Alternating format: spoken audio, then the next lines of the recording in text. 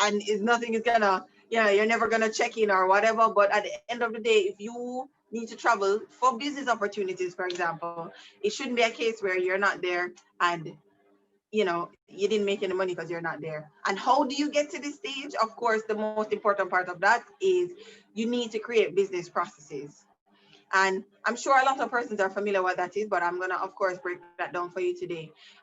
Business processes is something I'm very, very passionate about, because for me, as mentioned in the introduction, I started at 18. I was very young. I didn't have an official job before to see how they do things, and because of that, I learned things as I went along. And a lot of one of the main things I learned is that when you on my side, I'll say, okay, why is it that I'm kind of stuck here? They started and they're over there, they're moving forward, they're taking steps to continue, and I'm still stuck at this point.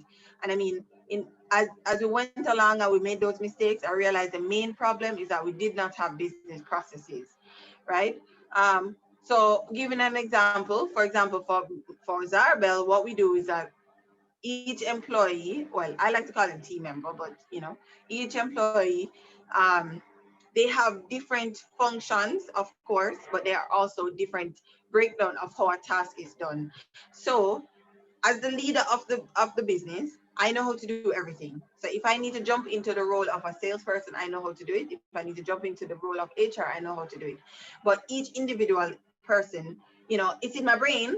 You need to get that out on paper, video, whatever format you need to, in order for them to follow these steps, in order for you to really and truly just be checking in rather than doing, right? I hope I'm not losing anyone. You guys can comment. I do see when the comments in the chat pop up, and I'll see yes or no, whatever. Right? Because but yes, I'm continuing. So I'm gonna yeah, sorry. Going back to what I was saying. Yeah, so it's important to have these steps, because what that means is that, okay, if you have somebody for sales and you know that there are a few questions, I personally feel like efficiency is key. I like to work smart, not too hard, you know because at that time, as an entrepreneur, your time is extremely valuable. And if you can save time by not having to repeat yourself constantly to an individual, hey, they come to you and they say, how do I do this? And you tell them.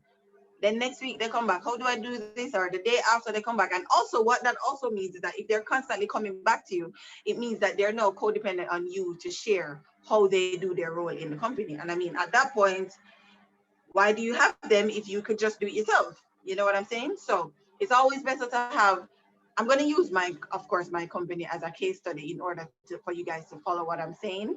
But basically, one great example is that with my team members, I actually created I love technology, and we'll get into that. I created a manual for everybody. So at first it was a written manual, so it breaks down each thing. So for example, sales, when a new customer sends us an email, what do you do? When a new person calls the phone, what do you do? Like literally line by line, we're breaking down how do you get these tasks done based on what based on the role you play in the company, right? And of course, as we grew, I looked into doing more practical ways of sharing this information. So, like, I downloaded a program on my laptop that records my screen. So I record myself doing a specific task. So that's also because people learn differently. So they have the option to look at the videos how to do that specific task, or they can run through a document to look at a specific task. And you don't need a professional to do this. This is something that you, as you know how to do things, or you want things to be done, you write it down because it's in your brain. And to get it to them, you have to you always have to tell them you want them to be able to get these tasks done on their own, right? Why is it important to have business processes, people? I mean, think about how Oprah makes money. She has business processes everywhere. She doesn't need to check in everywhere. She has multiple businesses, etc. For those that are looking to expand themselves, you know, the only way to do that is by having certain processes in place. So only what you're doing probably is, for example, approving stuff. Because by that time, when it gets to you and it's finished a couple stages, when it comes to you, you're gonna be now just approving, and you wouldn't have to do all the other tasks building up to it reaching the level to you, which is just to approve and say, okay, edit, tweak, whatever. Tweaks are better than you actually doing the entire thing. I'm not saying you're not going to do anything in your business now, but in order to really and truly expand, because you as the leader of your company should be focused on innovation. At the end of the day, the business is yours. Your team members and your employees, they're gonna have a certain drive, they're gonna be motivated within the business, but you are truly the person passionate about your business, which means you're always on the thing. Like you should have time to be able to innovate and implement these ideas, and then simply just create processes around the ideas continuing, right? So that's that business process. Of course, as we do the question and answer, I'll break that down a little more. So I'm going to move on to my next point. All right. So I'm big on technology, as I mentioned. So this is actually my favorite part. I'm smiling because I'm really, really excited about sharing this.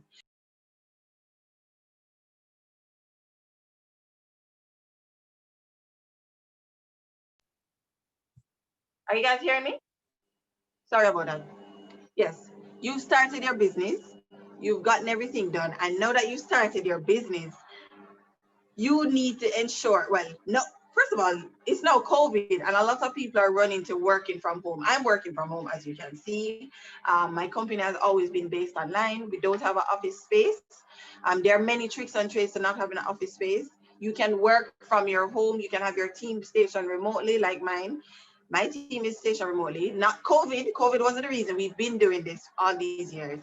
And there are small ways to get this done. So for example, um, what we do, we don't have a physical space that we sit down and we're at an office, whatever. We work from home and we check into with each other. I'll get to that shortly. But as regards to getting mail, because of course you don't want people bringing certain mail or showing up to certain places for certain things as a business, there are ways to, you can actually go to a co-working space. So there's Co-work JA, there's Hub Co-working. Those locations actually allow you to rent the business address. So you pay like $3,000 and they collect all the mail on your behalf, and you can, so for example, our address is 34 Lady Musgrave Road at Unit 18. And that's actually the hub. And we just pay a business address amount every month, which is like $3,000. And that's technically our rent rather than $80,000 in a building. You're going to outfit it with furniture. You're going to have to do all these things. And $3,000, $80,000, I think that works. And especially for a starting person, back then you had to have a location to just start. No, that's not the case. So that's something to consider. Looking at co-working space as using them as your business address. It's very, very useful. All right, my favorite part, Asana, guys. I don't know if anybody on here use Asana, but Asana it's very good. Why is Asana really good? Asana, by the way, is a project management tool or app. They do have a website as well that you can use the stuff on, but I like to use the app and the website. So basically what Asana is, a godsend. But other than that, how do I use it within my team and how you can use it is that it is a big part of our processes. And how it works is actually you can create different task breakdown.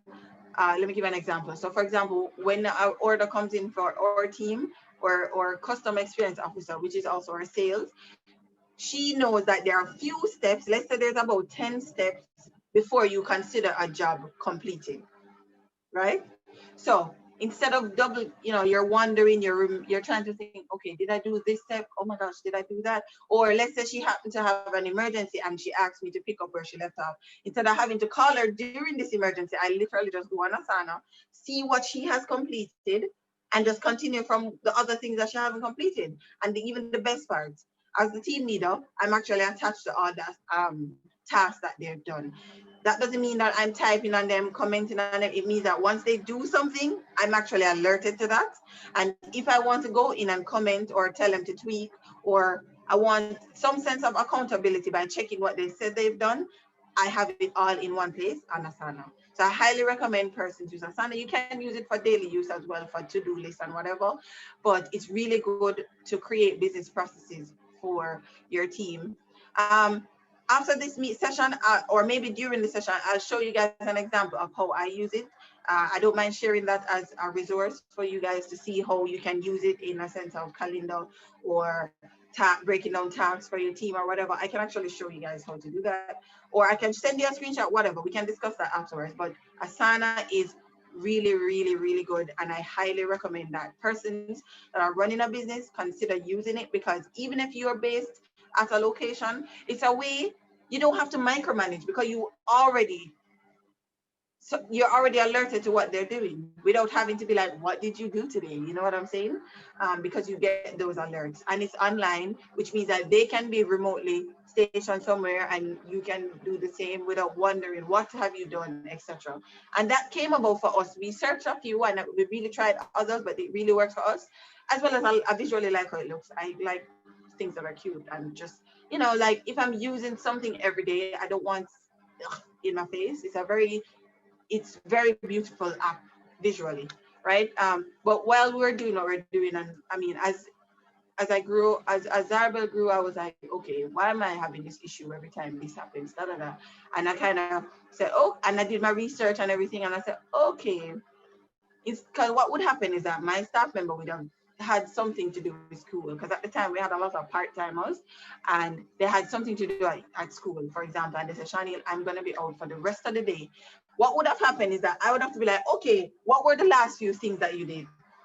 And I'd be like, and then she'd be like, oh, and she tries to remember. No, what would happen is that if they have an emergency, all I have to do, go on, look at the different tasks that they were doing. And if there's 10 steps and she only did 5 steps, it means I have the other 5 steps to complete the task. Very good tool, guys. I highly recommend it. Another one that I know a lot of people underuse, Gmail. Gmail is actually a very good tool as well. Gmail works well for send later. So for example, I work very late in the night and I'm up typing emails at 2 in the morning, but my client doesn't need to know that, as well as it's outside of our opening hours. So I write my email, I do everything, and then I just what you call it, schedule it to be sent out for the time I want it out. They also have templates. Templates is a big part of Zarbel. I apologize if I mention it a lot. It's just the best case study to explain what I'm saying. But for us, there's a lot of questions that are constantly asked. How do I sign up? How do I this? How do I that? And instead of constant, as I said, the efficiency is key. Instead of constantly repeating myself, what we do instead is that we create templates. And how the Gmail templates work is that once you create those templates prior, it's easily, and you need to access it up, it actually populates the email the compose part that you're actually doing this new email. So it populates the subject and everything. And all you have to do is probably just change, like probably the name. For example, if you said good day, you put the name of the person and you change those small tweaks. Gmail is actually a very good tool. And on that, I would definitely say, I'm sure our next presenter will get into that. But guys, when you have an email for your company, always utilize a proper email signature that is cohesive with all the emails of your brand and company. If you have a company that is doing X amount and Shawnee's email looks like this and the signature is jumping at you, and then this person's signature is doing something, try to put that together, please. Like let's make sure that looks the same. And it's free. I always say it's free billboard. Like I use my email signatures as a way to advertise our services. It's just really, it's like free marketing. Like use it, please. So continuing, I'm actually used to doing presentations where have more of an interactive audience. So if I'm being awkward, I apologize, because I'm used to the back and forth. So I apologize if I'm being awkward. All right, so I'm continuing. Another great tool is QuickBooks. So I know a lot of you, when you just start, you can't afford to get an accountant, and that's okay. So there's Wave app, Waves. Is there S? I think it's Waves. Yeah, Waves app. That's what we started off with, and then as we grew and I got an accountant, she upgraded us to QuickBooks because of her fancy dancy stuff that she needs QuickBooks having. But as somebody just starting out, Wave works well. Your invoices are beautiful. You can track how much you spent for that month. You can track how much you're making that month, how much is in your bank account based on what you're spending. Like, oh, please. One of the main things I know a lot of persons have issues with when they just start a business, and I was one of them, is not managing and tracking our finances properly. Start off by using an app. You and receipts. What I actually do is actually get a Ziploc bag, and for the end of for that month, everything that is spent for the business, I just put these receipts in that Ziploc bag, and they're all in the same place. You just label it February on the bag, for example. And then when you're done at the end of the month, that's if you don't want to do it daily, of course. At the end of the month, you just open the Ziploc bag, take pictures, upload it to Wave, and you can balance your books at the end of the month. But guys, it's important to track your business expenses, and they should be separate from your personal accounts. Please, it's gonna bite you later on. So it's very important to do that. So I highly recommend Waves app as a startup person starting. QuickBooks is good too, but it's actually a little bit complicated. It took us a little while to get used to it. Because I had an accountant, she made it a little easier for us to transition to QuickBooks. So I would recommend Waves app personally, right? Moving on. I don't even need to get into Zoom. We obviously know Zoom is a great tool. We're on Zoom right now. So I'm not even gonna get into Zoom. Zoom is a great tool as well for meetings. I do a lot of my meetings on Zoom now. I mean, prior to COVID, honestly, I wasn't thinking about Zoom that much, but since being since being more exposed to Zoom because of COVID, I'm really digging it. I've been doing everything on Zoom. I see that continuing. I actually really don't like meetings. I think they're a waste of time.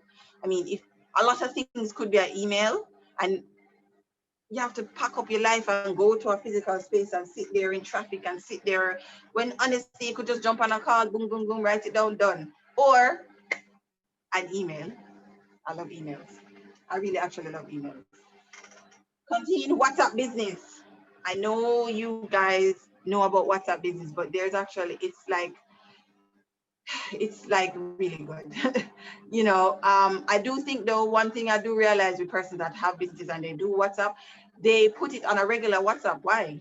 There is an actual tool that Facebook created for your business, and it's more than the other one. For example, on WhatsApp business, you're able to create catalogs. So you're able to have catalogs of your business items. So when you need to send, when somebody messages you on WhatsApp, you can just literally send that catalog with your price, everything, pictures of it, etc. You can't do that on a regular WhatsApp, right? You're able to tag conversations or a new customer, incoming job, whatever. You can't do that on the regular WhatsApp. And you can have a quick reply. So just like how Instagram have a quick reply, you actually can do the same thing on WhatsApp business. You can't do that on a regular WhatsApp. And then there's also, you can put your opening hours. So if right now, if you go on Zarabel's profile on our WhatsApp number, or which is, you know, you'll see our business hours. You'll see our logo, you see our website, where we are located. It's all there, and you can actually share that as a business and send it. So people are able to share your information better if you're on WhatsApp business. I do think that people tend to don't remember that WhatsApp for your business. So before I even get there, separate your numbers. Chips and SIM cards are very cheap. Have a different number for your business. If you started off using a personal number, sorry, you've lost the number. Don't call the customers and tell them, oh, that was my personal number, I need you to switch. Just give up the number, make that be your business number, and just get a new number. That's what I did. Because honestly, you are asking them to use you as their service provider. You can't go to them and ask them to let's switch over now because I made a mistake. Just give up the number and most cheap phones all have WhatsApp space for WhatsApp. They're all smartphones. Have a WhatsApp business, separate it. And when you have your WhatsApp business, please don't upload about your day and how you went for lunch. And if it's not related to your business or something in your industry, don't upload it to your WhatsApp business status. Keep the logo, keep the profile photo your logo. It should not be you posing with Obama or whatever, unless you're a consultant and you're the brand, make it be your logo. When they go there, there should be no mistake of who this company is when they go to that WhatsApp business. That's my suggestion, of course. Hello Sign is also a great tool. Hello Sign, so it's for e-signature. So I know a lot of people, they have to go print, and then that means you're gonna have to have a printer, then you have to meet up and let them sign it, scan it. You can actually use a tool called Hello Sign. It's very good. We use it in our business basically every day, because all of our talents actually sign contracts and we actually do e-signatures. Very easy tool. I highly recommend you use it. It allows you to save a lot of trees as well, the environment people. But yes, so WhatsApp business, where am I? WhatsApp business, I just did hello sign. I'm trying not to bore you. I apologize. But yes, hello sign. And then Grammarly. I know everybody sees those Grammarly YouTube ads. It's actually a great app. I would definitely recommend it. Well, it's a Chrome extension. I think they have other extension for other browser, but I use Chrome. It's very good because sometimes you're writing and you're, especially if you're upset and you're writing an email. Don't write the email when you're upset, by the way. Let's not follow that advice. But anyways, you're writing your email and you may have spelled something wrong, or you didn't put in a certain punctuation or different elements to it. Grammarly captures that for you and allows you to fix. And also, honestly, it's just easier. Like just like how your phone tells you, oh, you made an error with this word, and it helps you to correct it. It does the same thing for your emails. Mainly, I mainly use it for emails, but it can help you throughout your use of your device. But Grammarly is actually a very good device, Chrome extension. I highly recommend. Um, I find myself literally waiting for it to correct my email, and I go through, and it also tells you the mood of your email. Like, so it tells you like, is this kind of professional? Is this too stern? It actually tells you. So it's a pretty good extension, and I highly recommend it. For those, I actually think Canva also. I don't know if anybody here knows Canva. I know I'm talking to myself. Hello, people over there. Yes, we But know Canva. okay, great, great, great. Well, Canva is actually a very good tool. I use it daily. I'm obsessed with Canva personally. And use it. I mean, I'm sure the branding person will get into that, but Canva is a great tool to, make like they're going to be on an interview. You can put your little niceness together and whatever. It simple things like removing background off of images. It's like quick Photoshop for persons that don't know Photoshop. So I won't get into it because you guys mentioned that you know Canva. No problem. So Canva is also a great tool. I'm almost done with my list, guys. I'm almost done. Calendly is also great, and Boomerang. Exactly, Yannick. So Yannick mentioned that Canva can be used for logos and social media posts. Exactly. It's a very good tool, guys. Calendly is also a great tool for those persons that. So what Calendly is that basically it allows you persons to book on your time. So for example, let's say you have a slot at 2 p.m. on Saturday. Instead of going, oh, okay, perfect example. We use it for interviews. So when we have interviews, what we do in the past is that we send out a long list. Oh, we have 1, 2, 3, 4, 5, 6 slots open at this time. We email it to 10 people, for example. 10 people, by the time 2 people reply with the same request for the slots, you have to reply to one of them and say, oh, it gone already. It's just inefficient. You have to be back and forth. What this does, you can create a timeline of what is available, you send it out, and they click the link. When they click the link, once it's not available, it's not going to show, and they can only book times that are available. So I definitely recommend it for companies that do a lot of one-on-ones with their clients, or like consultations like that. Is a very good tool for that, and it's quite affordable. There is a free version that you don't need to buy, based on how basic you're using the tool. We use it very yeah, we use it very extensively. So we actually have a subscription. The app is called Calendly. See, calendar, but just at the end take of the AR, LY, Calendly. It's a very good app. I highly recommend it. And continuing, I, I hope everybody knows about Boomerang. Boomerang, I'm obsessed. Boomerang is basically a way for you to check up with clients. You're welcome, Kimon. So Boomerang is basically, so let's say you sent an email and you need to remember to nudge your client, because I found that, well, at least in Tarvel, when you follow up with clients, sometimes because you follow up, they remember to do an action, and then the job ends up happening. So with Boomerang, what it is like, so you sent an email on Friday. You want to remember to follow up with the client on Tuesday. Instead of putting it in your calendar and one bag of excitement, you actually just need to. It's an extension, of course. You just need to have it attached to your email, and you give you the option to Boomerang. So Boomerang means literally what the actual Boomerang is, where the email comes back to your inbox as a nudge to say, hey, it comes back to the top of your inbox. So you know now that you need to nudge whoever this person on this thread is. Very good tool. I highly recommend it. We use it a lot as well. I'm just checking to see if I've forgotten any of them.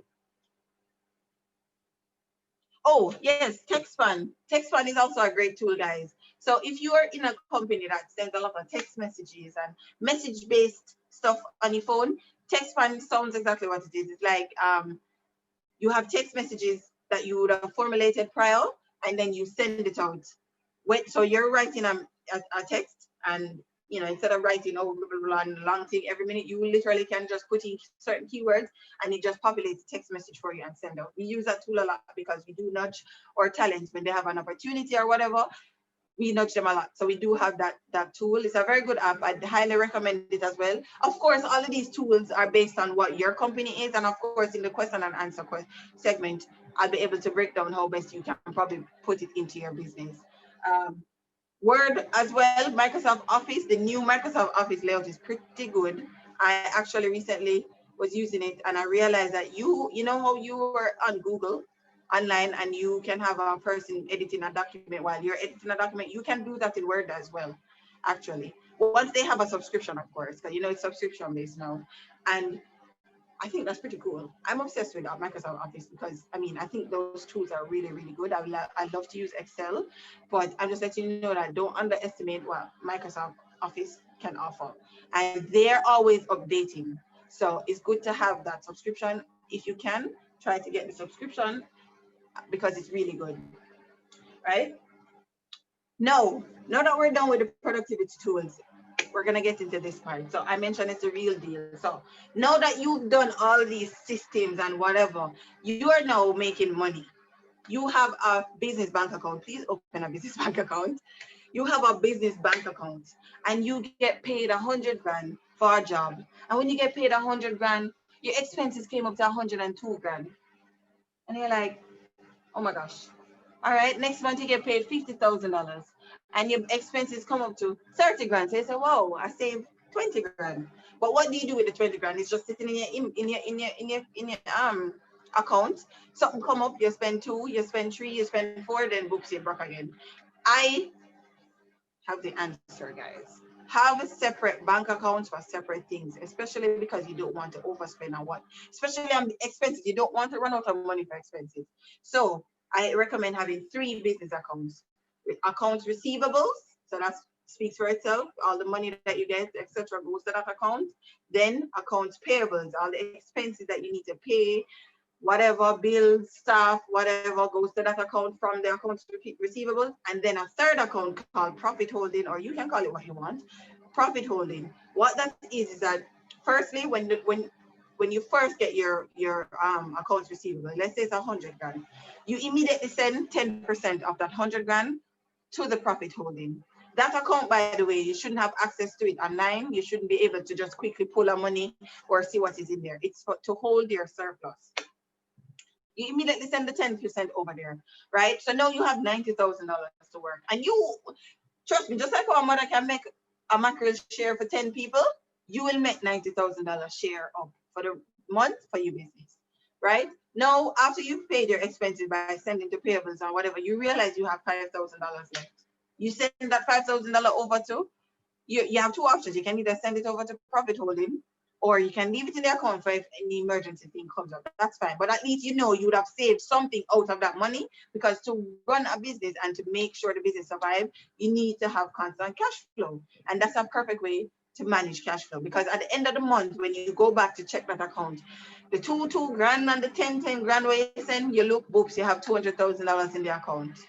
And don't spend it all at once now. You would, of course, you can use that money to invest in stocks for your company, open a stock account for your business or investment account for your business, invest some of that money, have it for rainy days. COVID time, we having that account was very, very, very crucial because it allows us to have cash flow while everybody was on pause.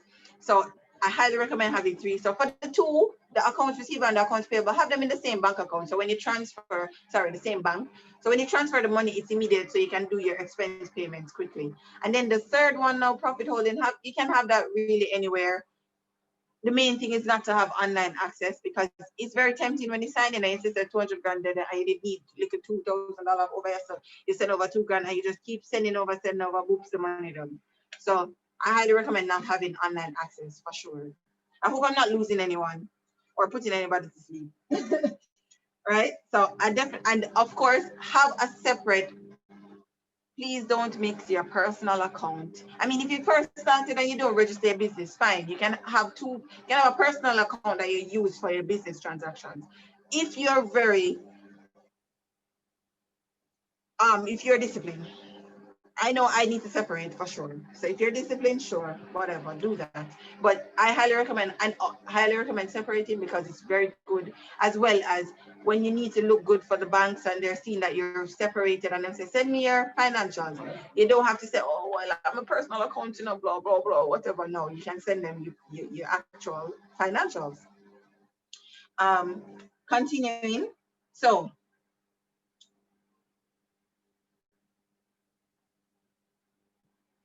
okay. Sorry, I was just making sure. There's a main thing I want to say, guys. I know when you just start, you may not be able to afford to do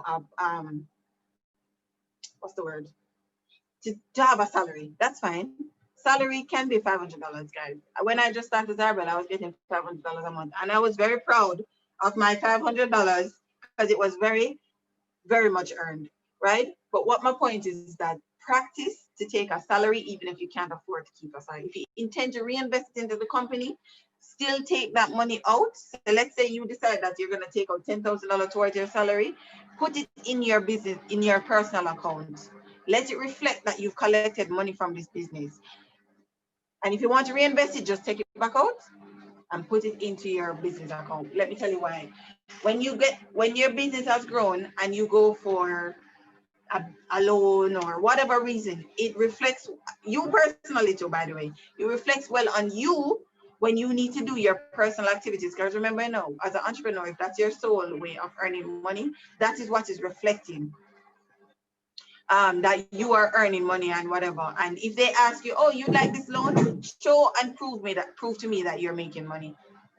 Yeah, man, I do take a salary, but when they look in your account, there's no money in your account. You have to prove it with financials. You have to have the details and the figures. So if you know, say you can't afford a salary, that's okay. Practice to take a salary. Take the $10,000, put it back to the business account if you want, but at least there is a money trail to show that you're taking money for your business. But also I feel like doing that is good as well, but outside of the reasons you're doing it, it also feels good, even if you don't hold on to the money. As a person working so hard in your business, it feels good to get that money. Like even if you don't keep it, you're like, oh my God, this is what I would get if I whatever. And it's almost like a goal. It's like a little game between you. Like it's very good to practice it. It's like enjoying that small win for a quick second. This is my salary, and soon enough, because I know a lot of I was guilty of that too. A lot of us, we didn't take salaries. Even when there was a chance of us being able to afford a small amount, we felt like, wow, but the business and the business and the business. And an accountant said to me, yes, I understand why you don't do it, but then the banks, they don't think about that. And then that's a problem for you in future when you need to do what you need to do, because you're an entity separate from the business. That's why you registered it, right? You need to be able to be established on your own. So definitely practice taking a salary. It's important. Please do that. Let me just check on my last few points.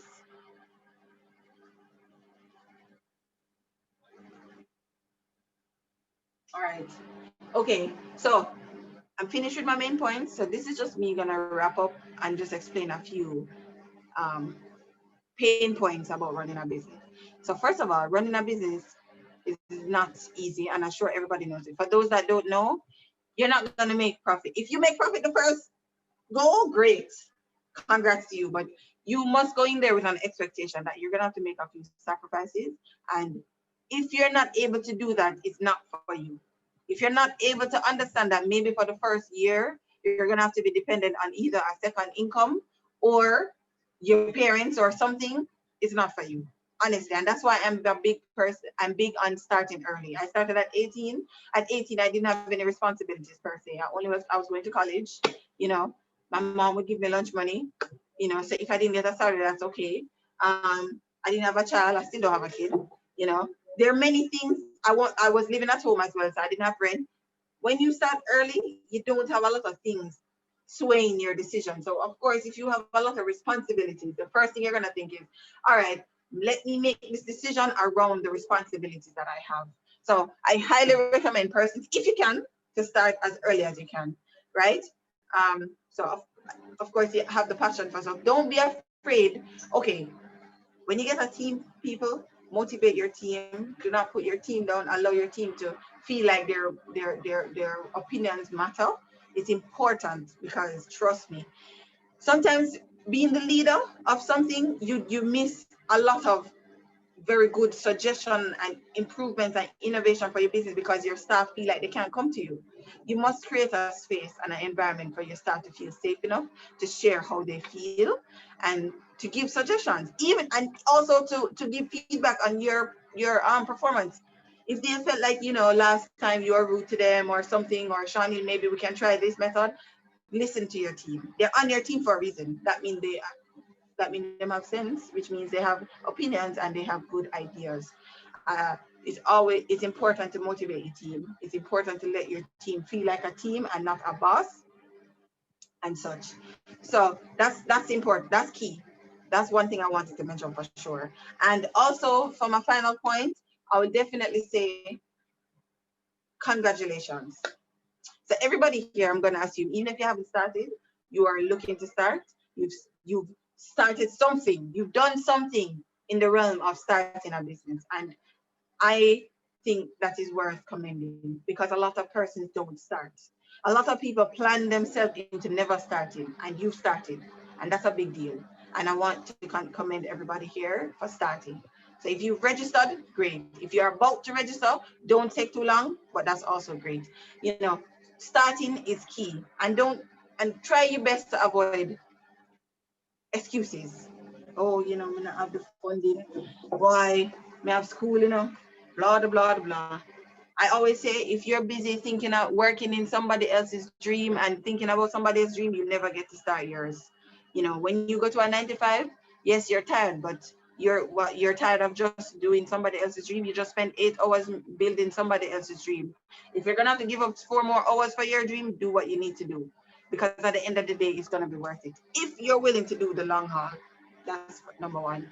But at the end of the day, running a business is very hard, it's very stressful, and it can be depressing. So make sure you have a strong support system around you as well, because it will get hard. You see, when the COVID did lick people, oh my God, people, I was stressed. But I had a very good support system. I have a very, very good team, and I'm just so grateful that I have such a solid team and support system behind me. So you have to build that foundation for yourself, and you have to build that culture around what's your word, your company. So I leave you with that, so we can get into the question and answer. I'm looking forward to it. So that's the last thing I've said. Thank you so much for having me. I'm looking forward to the questions and answering, of course. Over to you guys. Thank you so much, Mrs. Bailey Gordon. We really do appreciate it. So you have spent some time to get the name right this time.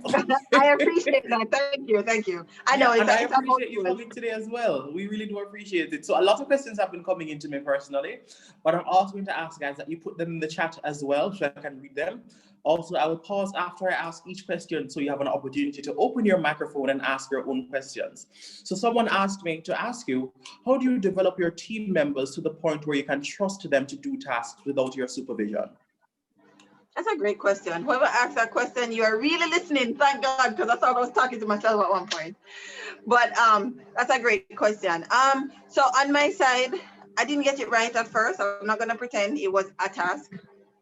But on my side, Asana is actually what I use.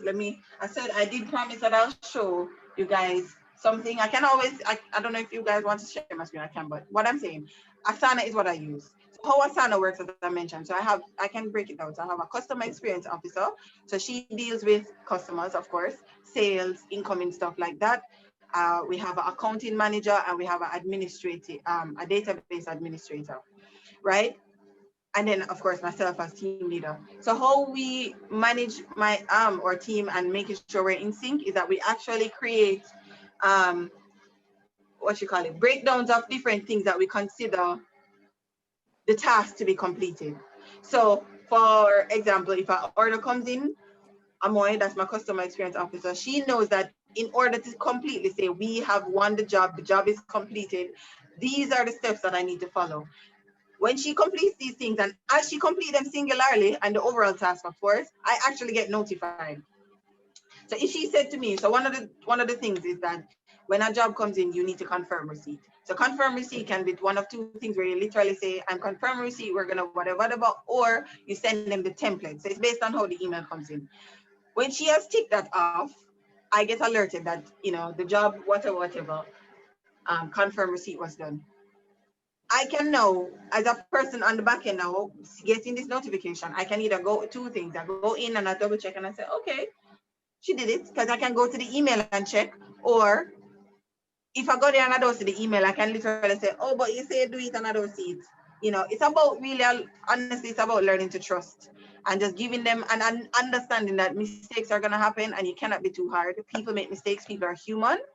But if you put the right procedures in place, you slowly give away more trust as you go along. So I completely trust my team because, as I mentioned, I use a tool that I don't have to wonder what they're doing because I'm alerted every day. I'm alerted not in the sense that I need to go in and check, but I'm alerted in the sense that things are getting done. I hope that answers the question. Or it does. And that's a great segue into a question that Kwesi is asking. Kwesi says, how do you find your team? Oh, good question. As I said, I didn't get it right at first, but um, how that worked out for me is that I actually went through not so great team members in the past, but I realized the main problem was actually me. I was the problem. Let me tell you why I was the problem. I had expectations without having accountability attached. And once you hire a person without those things in place before, it's hard to get them onto the new ways. So, for example, in the past, we didn't have Asana. I had to wonder how things were done. I improved certain things, whatever. So now, because those tools are now in place, I know exactly what I needed in order to consider this person right for the role. Perfect example for my customer experience officer. I knew that, for example, they needed to just small tidbits. They needed to have a laptop. They needed to make sure the internet is reliable. Outside of all of those hardware related stuff, I knew that I needed a person that paid attention to details. And I needed a person that communicates well. So I don't have to be like, did you hear what I said? Are you gonna check in with me? Whatever. I didn't have to wonder.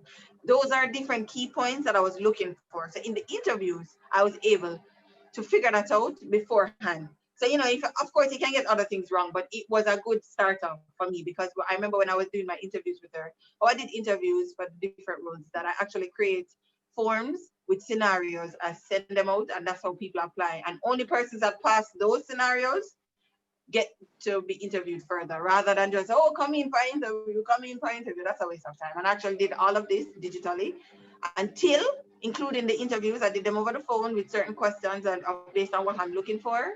And until I finalized on a person, I met them in person. But when I did that, I was able to identify this because, as I said, I had these things in place already. I realized that, okay, if I'm using Asana, they need to be good with technology. If I'm using Asana, they need to be good with communication because they're the one that answers the phone. You know what I'm saying? So if they can't talk properly on the phone, that doesn't make sense because they're answering the calls on behalf of our company. So there are small things that you create when you create those business process first, and that culture and that structure. It makes it easier for you to identify what are the different traits you're looking for to match what you need. So if you know, so the person got answer your phone and then you interview somebody and say, oh, go on, you know that that's not going to be for you because based on your criteria of the roles and the structure, this person can fit. You know what I'm saying? So that's one way to try to kind of figure out how do you find the right person. I hope I'm answering the question for you, but that's the tools I used. And I mean, you're gonna make the mistake, you're gonna find the wrong person. Don't be afraid to let go. Don't I made the mistakes in the past. Ouch. I made the mistake in the past where, I'm like, oh my gosh, I can fix them. Oh my god. When the person show you who they are, give them their warning, allow them to try to adjust and fix. And if you gave them enough time, let them go. I remember in the past, I took too long. I kept saying, oh my gosh, but they need the job and I want to whatever. And it's literally when they actually made a job we were doing not work out, I was like, okay, they're now costing me money. I have to let this person go. Don't wait till you get that point. If they're showing you who they are, put them aside, warn them, give them the different thing. If after 2 times of warning, they're retracted the same behavior, they're just showing you who they are and you just have to let them go. But of course, ensure that you're motivating and motivating them and you've given the resources and the tools to strive. But it's a matter of them not performing. And that's different. Because if you don't have anything for them to perform with, then I mean, you can't really blame them if they're not doing the right thing. Oh man. So that's my It seems answer as there. though you're able to anticipate the questions I'm about to ask, because somebody just asked me, how do you keep the team motivated when working with them remotely? It's like it's a list of questions I have in front of me. So the I question tell you says, them. I'm telling you, so how do you keep the team motivated when you're working with them remotely? Okay, so I'm very big on technology. My husband is actually a software developer. So I mean, I feel like I'm more attached to technology than the regular person because I know a bit more stuff, but technology is key. So for on our side, we have a WhatsApp group, which is our main group. By the way, people, when you make a business WhatsApp group, do not send no good morning pictures and no videos. If it's for business, that's what it should be. Don't annoy people in your WhatsApp groups based on what they're for. Let's just put that out there. But we have WhatsApp group for our team. We meet in person once a month. With COVID, we've been doing it digitally. We meet in person once a month. We do team activities. So, like the other day, because it was such a rough time. COVID was just, oh my God. I decided let's all go out for dinner and have drinks. And we went out and we were able to just relax and not think about work for the night. And those are small ways because remembering their birthdays, calling and checking in. If one of them said they had an emergency with a family member, it's okay to call them the next day and say, how did that work out? I'm not saying to get in their business now. That's different. I'm just saying be a human first and not a boss to your employees. They are human. They don't need to. I personally, this is my opinion. If a person has an emergency, I don't think you need to tell me what your emergency is. You have an emergency. You're a human being. If you need to go to whatever, you don't need to say, Shawnee, oh my God, can I get 10 minutes? Oh my gosh, I'll make up for you have an emergency, that's okay. I just need you to communicate that with me so I know that I need to take the reins while you're out of office. And that's what I think a lot of persons lack, being human to their employees. They think people are machines. They're not machines. You can check in with them when they do small things. Small things. For example, if my teammate, the other day we landed a great contract, and I called my customer experience officer on the phone, and I called her and I said, you did such a good job. I just had to call and tell you. And outside of individual praise, I also praise them inside of the group. So everybody's seen and feeling appreciated. You have to make your team feel appreciated. At the end of the day, having a good team, I feel like I'm very grateful to have such a good team. I want them to feel that way so that they're not looking for the next opportunity to go through the door. So it's about being human, really. That's what I would say. You have your WhatsApp group, you check in with them. I do check-ins on Mondays, business check-ins. So on Mondays, I have check-ins at 12 with my team. So we go over the phone, we talk for 30 minutes just to recap how those last week. Is there anything we didn't miss? Did we get any new clients? Whatever. And she also sends me a report. That's business. While we're in there, we talk about work. When they do small little things that I feel like they should be getting highlighted for, we highlight them. You don't need to wait till a big hoorah to highlight them, because when things hit the fan, you want to be able to feel like you can reprimand them without saying why the only time. I say whatever, or when I reprimanding. You need to be able to motivate them before reprimanding comes in play. You know what I'm saying? And also when you're reprimanding, still be a human. You can reprimand somebody and also let them know how great they're being. Don't make them feel like, okay, all they've been doing is garbage. No, boy, you're usually so good at this, and I know you had just one of these off weeks. I'm just letting you know that I'd prefer if you do this time. It's all about being human to your staff. That's my opinion, and that's what I see of works, because people are human and they're used to being in a toxic environment. To be frank, a lot of employees and workplaces are toxic. You go in and you just want the deal done. I want you to be excited about working with us. You don't have nothing to do with the industry. You just come in the job as a new person in this industry, but you're just so you're enjoying this environment so much. You don't know if you go next to another place, you're gonna get such a great place. You just don't want to go anywhere. That's how you keep your staff motivated, by letting them feel appreciated and like you're human and not a robot. And they can only come to you with a problem because you're the fixer and you're the only one that have ideas to fix. No, let them feel valued. What do you think about this decision going forward? They would, trust me, doing something like that makes them feel really appreciated and motivated to work. All right, I'll just ask two more questions. So someone is asking, which has a higher priority, self salaries or reinvestments? Which has a And higher priority, self salaries or reinvestments? they mean for staff? I'm assuming for the business, you're making money. Which one is of greater importance, paying yourself or reinvesting in the business? Oh, you mean for yourself? Okay, okay, okay. To be I'm frank, assuming. you need to live a life. And that's a good point that I want to mention as regards to just talking about team motivation. If you started a business and you were able to only afford to pay, for example, $10,000, that's really what you had at the time, you need to make sure as you improve, you're improving that person's salary. You can't just improve so and then stop them this at $10,000. You have to make sure that your team feel like, okay, as they grow, sorry, as the business grows, they are growing with the business. Of course, until it caps to where it needs to cap. But you have to, if you are giving them below what they should be getting, as much as you can, let them feel that small growth happen. Especially when they see say we're doing better. Like, why aren't they doing better? They're gonna look for better. You know what I'm saying?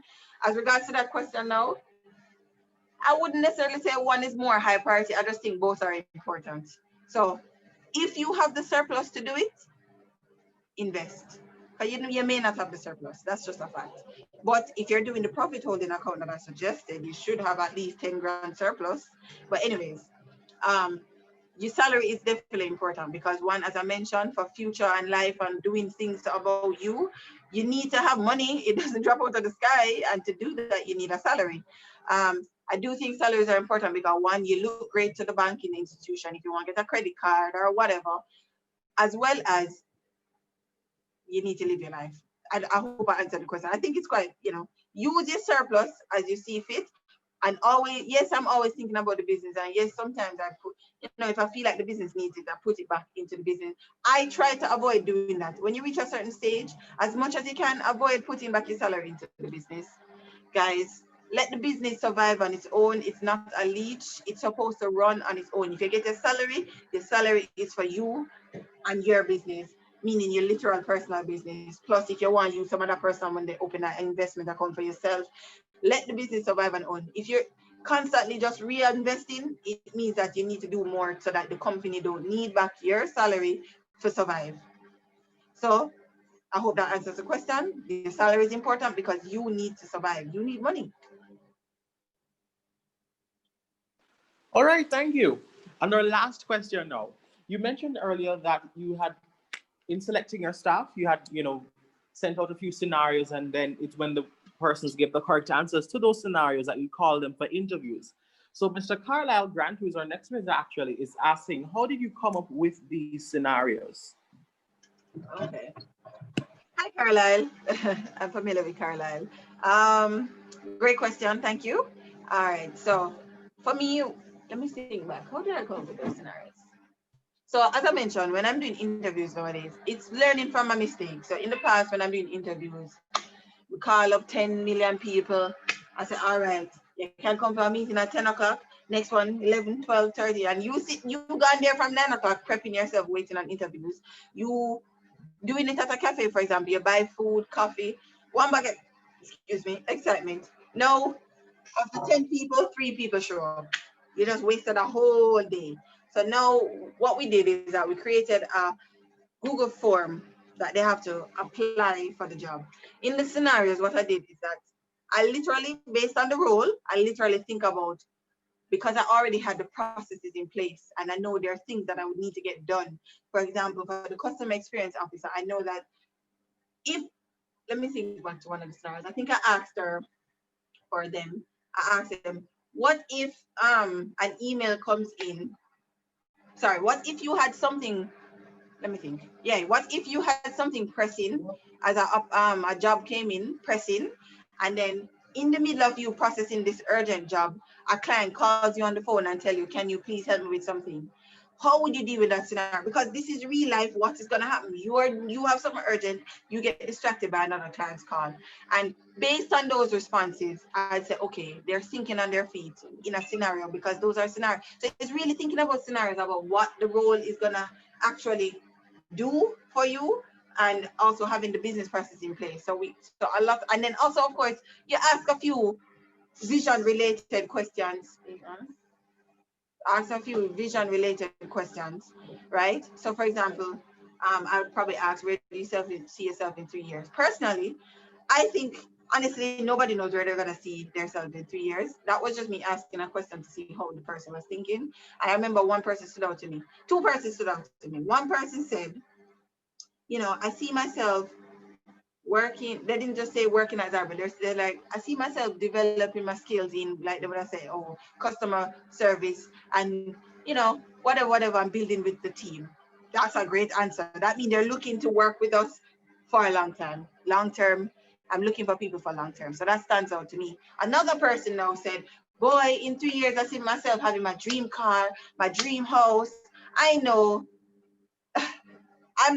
I'm not in nowhere realm of thing like dream, like what does that doesn't contribute to me knowing about where you see yourself as regards to the business. I made it vague on purpose, but it gives you an idea of has the business at the forefront of their mind. So that's kind of how I do the scenarios. I think about the role. I think about things that have actually happened, because I've done every single job in Darbel, so I know what it takes. And with these roles, I create scenarios. Some that are annoying, some that are like, okay, what if you have an easy day, whatever, just to kind of get an idea of what if you're sitting in this role doing this task, because it's going to come up. How would you manage it? So that's how I come up with the scenarios. I think about how they're going to actually need to do these things. I hope I answered the question. I'm not rambling, because I feel like I ramble. Yeah, definitely. No man, definitely answered. Okay, great. Hello? Great, yeah. Yeah.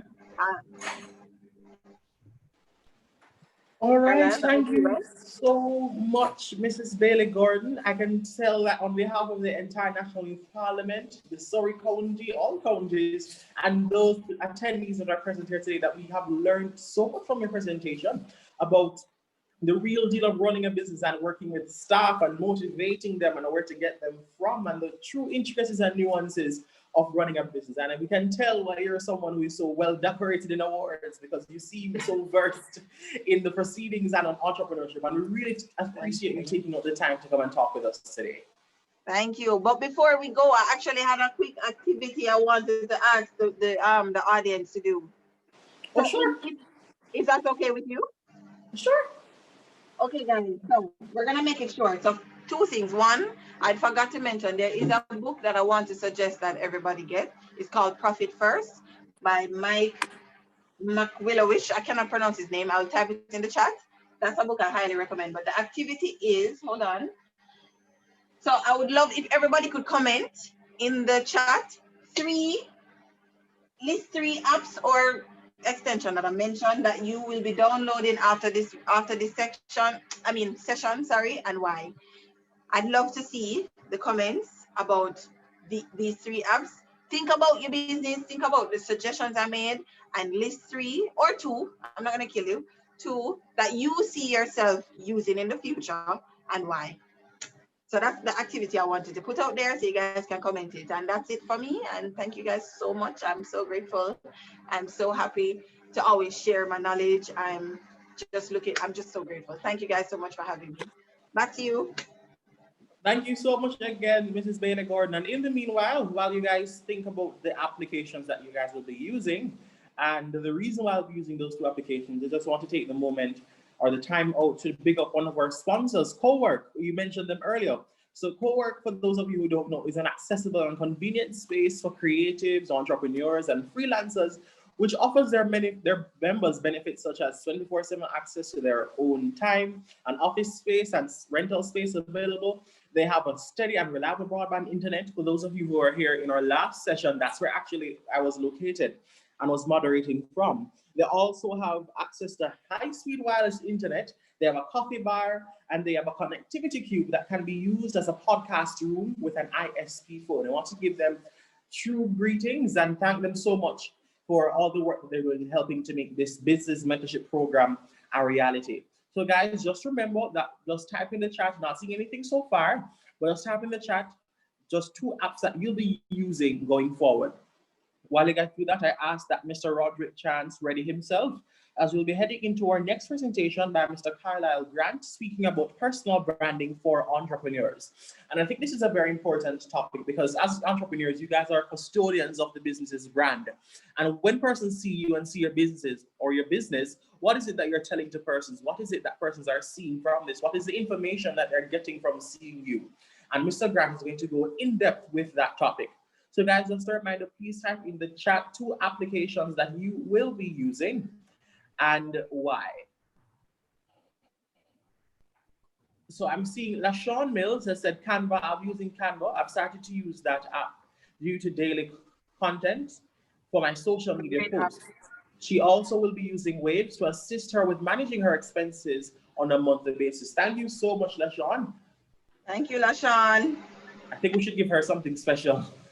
So you're the first person to comment. Yeah, I agree. Thank you, LaShawn. That's really good. And I definitely think Canva is worthy of using. Trust me. All over social media, people keep asking me, who manages it? I'm like, girl, I'm the content creator. Don't worry about that. Good stuff. Taboy, please ensure that LaShawn gets something. We see more comments coming in. So Michaelia Bailey says, I will definitely download the Waves app to assist in managing monthly expenses. Shanoy Smith says, oh, like the Waves app is catching on. Shanoy Smith says, the Waves app to manage my expenses and Grammarly to eliminate errors and improve my emails. Good choices, good choices. Yannick Otter says, I want to become a virtual assistant, so I'll be downloading Calendar, as this will help as it relates to doing meetings and clients. And Waves, as this will help me in creating invoices for clients. I'm loving the answers, guys. All right. Michaela says, I'm already with Canva. Keep them coming, guys. Keep them coming. Thank you all so much for commenting. I'll just leave another minute or so before we move on to our next presenter so we can have some more persons sharing the applications that we'll be using to help benefiting their businesses. I also remind Mr. Roderick Chance, ready yourself, sir, as we're about to head into our second presentation. I'm seeing Mr. Grant over there ready and raring to go. All right, and I'm seeing Roderick is now ready, just giving some more persons an opportunity to type in the chat what apps they'll be using. Hi, Carlisle.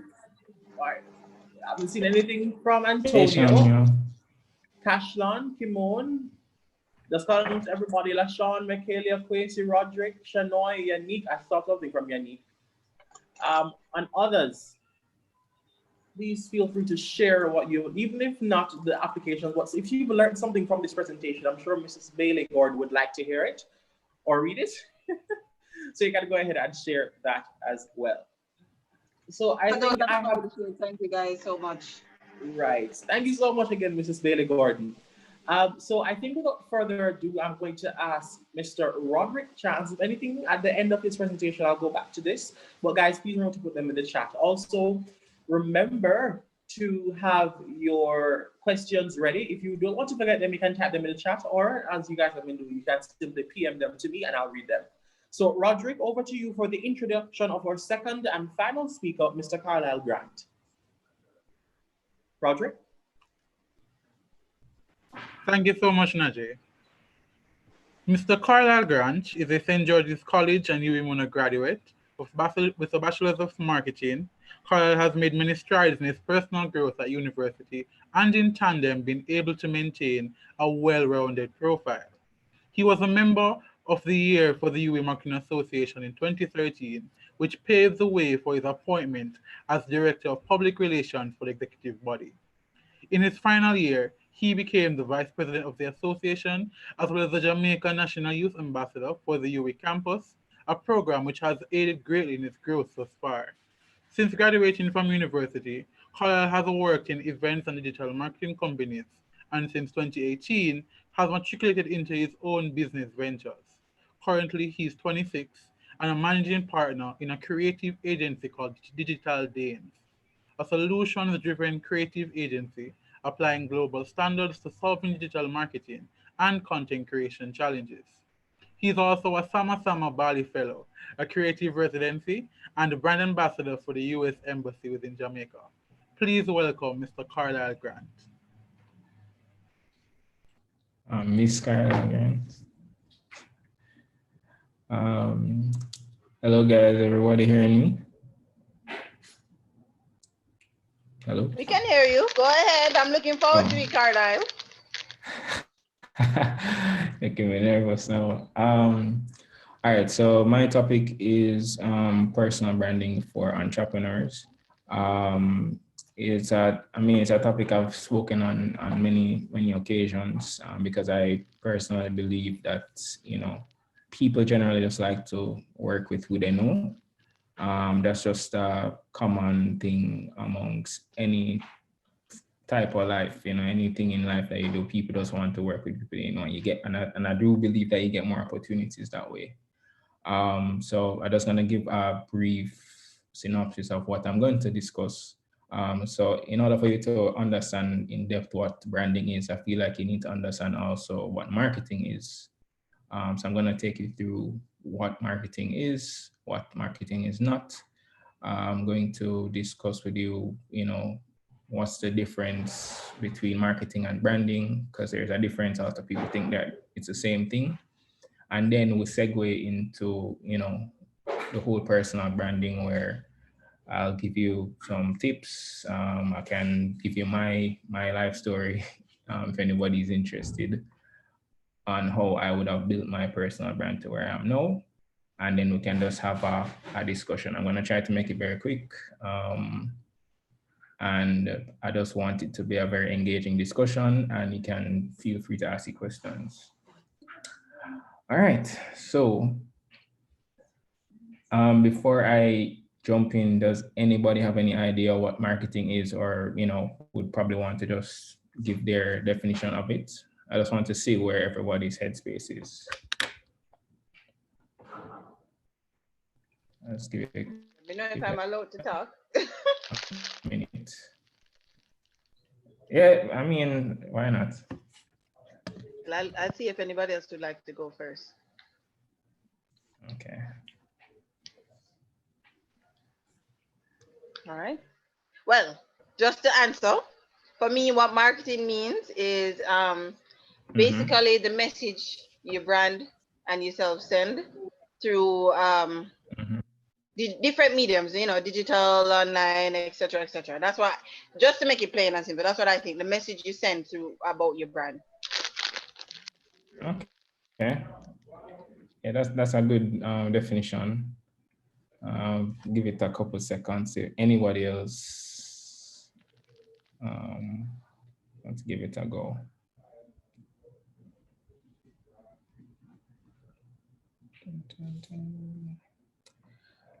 Oh, all right. So Roderick says it's an avenue to modulate your business offerings and how to reach out. All right.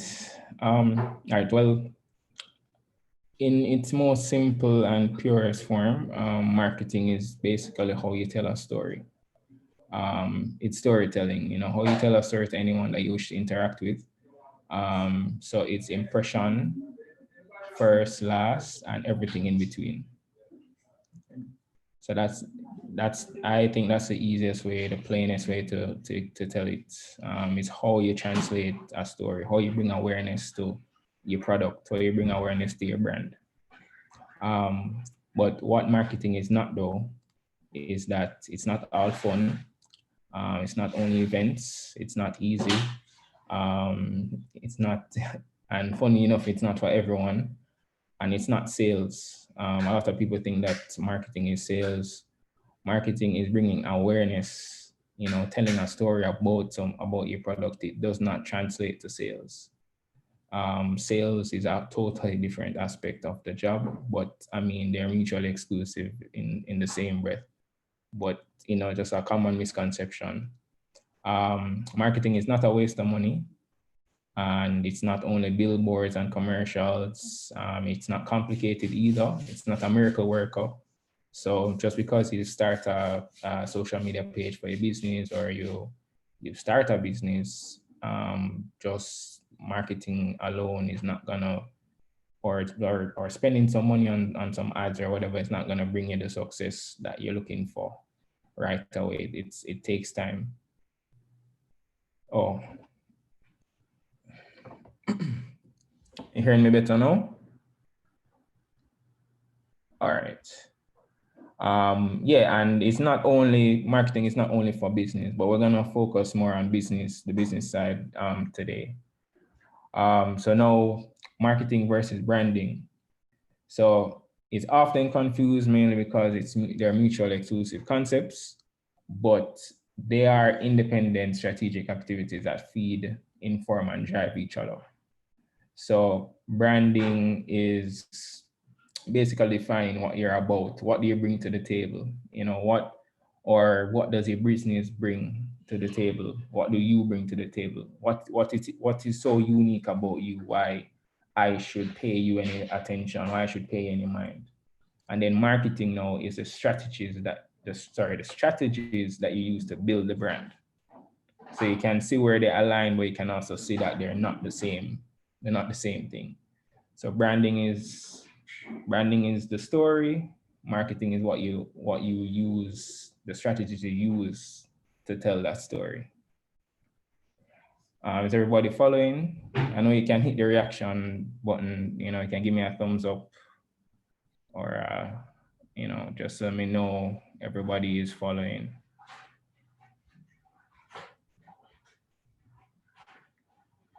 All right. Okay, Yannick, that's good.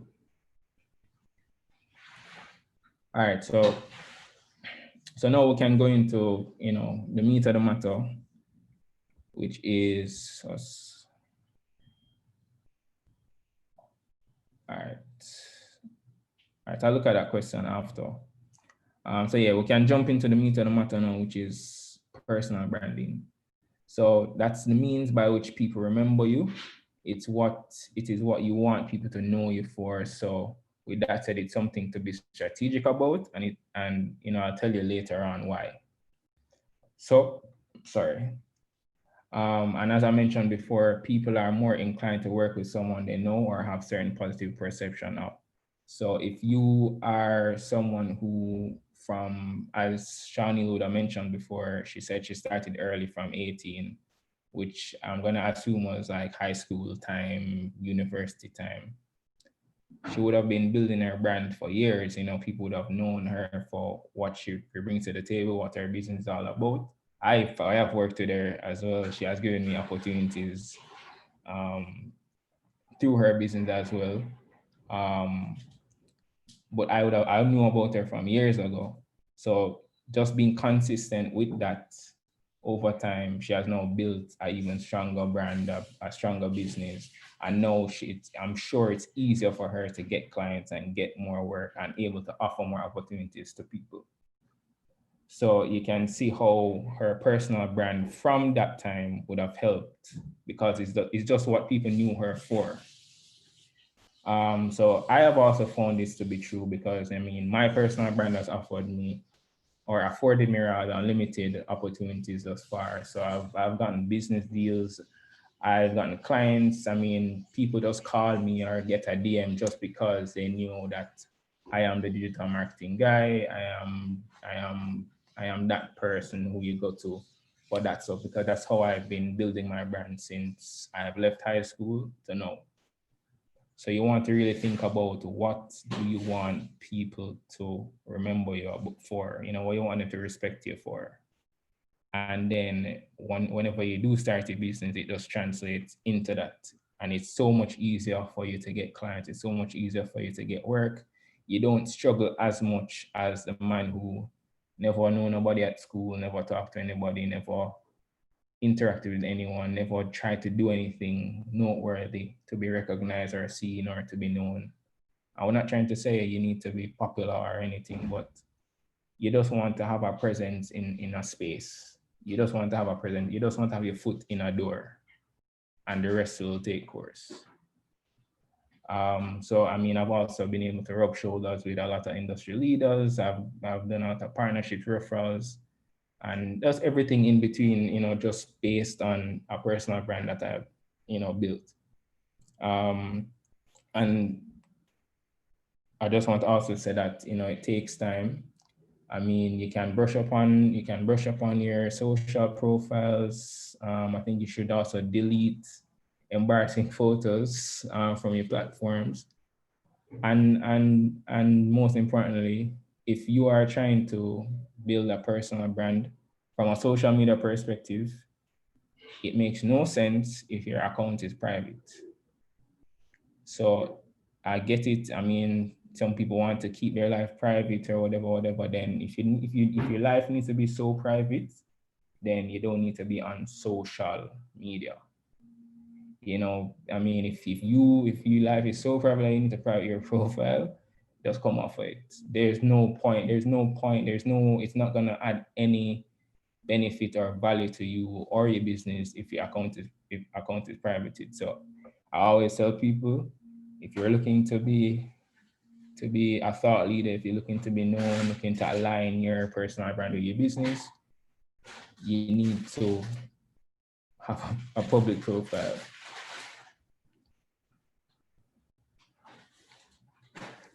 And you also need to put in the effort to develop a strong online presence.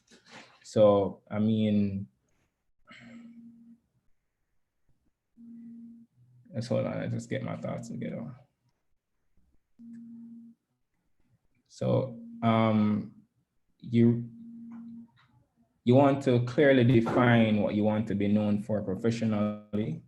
Just think about, or even sit down and write down, what do you bring to the table? What are skills that I have? What are thoughts that I have in my mind that I think are unique, that I think people will listen to, I think people will want to see. Even as far as the Instagram models. I mean, they know what their personal brand is professionally. They get a lot of work based on what they put out on their profiles. We'd have to go into the details of it, but that is just their personal brand, and that is what affords them the opportunity. So if that's the direction you want to go, fine. But if you want to go another direction, which is more professional, you want to seem as if you are knowledgeable of the field that you're pursuing, then you have to be putting out content, putting out work, adding your voice in certain discussions. And then that is how you slowly, gradually build yourself. And if you don't like whatever career choice you choose, whatever business that you're starting, if you genuinely don't like it, don't do it, because the chances are you won't take it seriously and you won't put in the necessary work or the effort to build the brand. And you also, and another thing to in building your personal brand, which translates into your business, is that you also have to be constantly working on your craft. And I don't mean that you need to be competitive, even though, I mean, competition is a good motivator. I personally don't look at competition. I think I'm in my own lane. I don't look at what others are doing and feel down about it. I just say, every dog has their day. You're today for you, tomorrow for me. And you're happy for others when they're doing well, and vice versa. But I mean, it's also good to look at what others are doing to say, okay, how can you improve yourself? So it doesn't have anything to, so this has to do with just realizing what you like doing. I mean, and just knowing that a million other people like doing it too, and they're all ready to take your position. So you just have to commit to being a thought leader in the thing that you love doing the most. You can look at people like Michael Jordan, Kobe, rest in peace. Those people, or Cristiano Ronaldo, anybody that you've seen over there, so I've just committed to whatever it is that they did full-heartedly, 100%, and they just got better over the years, step by step, and you gradually see how much work they put into their brand, and it has reaped all the benefits, all the partnerships, all the businesses. So it's a consistent It's just consistency. You also want to, in building a personal brand, you also want to find the platform that works for you. So, I mean, not every platform is for everybody. Some people like taking photos, some people like to do videos, some people like to talk a lot. So if you're somebody who has a lot of thoughts, you think you're profound, you think you're a writer, you can try Twitter, try LinkedIn. If you like to take photos, you like to do videos, you like to show your face, try Instagram, and I mean, of course, there's Facebook for a little bit of both, or whatever platform that you get the most out of. Spend the time try to come up with a plan of how you're going to brand yourself on those things. But what matters most is that you start owning your craft and provide value to people publicly. So not everything has to be about money. Not everything has to be, I go to school for so many years to study this, or I dropped out of school, so I'm going to pursue this business thing. So if you now bring the money to me, I'm not going to engage. No, remember, everything is a process. Everything is an investment into your brand. So even this right now, I'm speaking to all of you people here. I consider this an investment into my brand, because now all their totally new eyes that never knew about me before. Maybe some people knew, some people never knew about me before. And who knows where life will go. Years down the line, you guys are gonna be big entrepreneurs, or whoever is gonna be the next big manager, this and that. I might make an impact on you in some way. You might remember me down the line, and then boom, because you remembered my brand, my personal brand, what I spoke about. I might get the opportunity, or I may be able to, or it might be a thing where we engage in another way, and I'm able to help you, you will be able to help me. So everything is an investment. So even if you don't get no out of it now, you just have to just think long term. You also want to, very important is to, in this game of building a brand, is collaboration. Is me like we live in a generation of collaboration. So based on my observations, I mean, I think the most successful youths right now are doing it together. I mean, yes, you can start a business on your own, but that don't mean say you can't collaborate with the next person, another business, or because I mean, I think just looking back, all the great people now who are way older than us, they're all friends in some way. And it's because they would have built each other up together. When a man just started their thing, and the next woman started their thing, they come together, and they outsource this service, or they collaborate on something and just build themselves up until a point where now they're big on their own. So collaboration is key. You want to build as many relationships as you can with other thought leaders within your niche, because this will open up many doors for you and help you grow not only your brand, but your social following. When you start to step into places, you're more recognized. People, it's almost a celebrity type energy, but without the stress. So find other people who create great content, and you can collaborate with them, or people you can have good conversations with, people who you can reach out to. You can send a DM, you can ask for advice. And most importantly, you want to be authentic in anything you do. Like, I can't stress that enough. People can easily identify when you're being fake, when you're not being genuine. I mean, it's so easy to see when somebody's not coming from a genuine place. It's easy. People are it's just human nature. So you just want to try to be as authentic in anything you do. If it's a closed story you're pushing, make sure you're authentic in pushing that to the best of your ability. Don't overdo it and try to do things that you're not about, or try to sell things you're not about, or try to offer a service that you can't provide. But personal branding doesn't just stop at social media. Again, it's a strategy. And I'll tell you a little story about my strategy when I was at university. So, I mean, when I just started UA, never had the funds to start, but I just thought that, one or the other, it must happen. So my strategy was, I started to, ask around for assistance, and, my mom was telling me about some siblings that she had that I never met. Well, they knew me when I was a baby, but I never met them because they migrated by the time I got older. And she told me how successful they are, and I said, you know what, let me ask them. So got assistance to start, and first year came off, and then you can't be asking people for help all the time. So I had to take a year off from school, work, come back.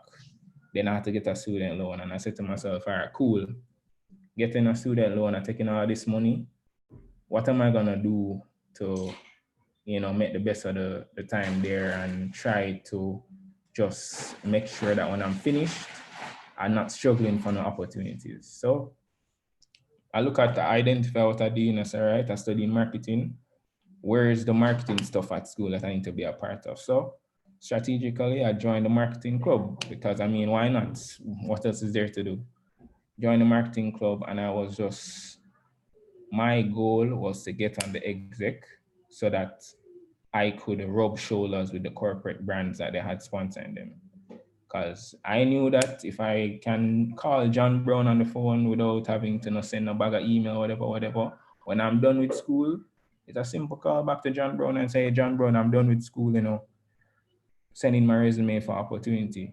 You get your foot in the door. That's why I also became a Jane ambassador as well, because I knew opportunities would have come from that.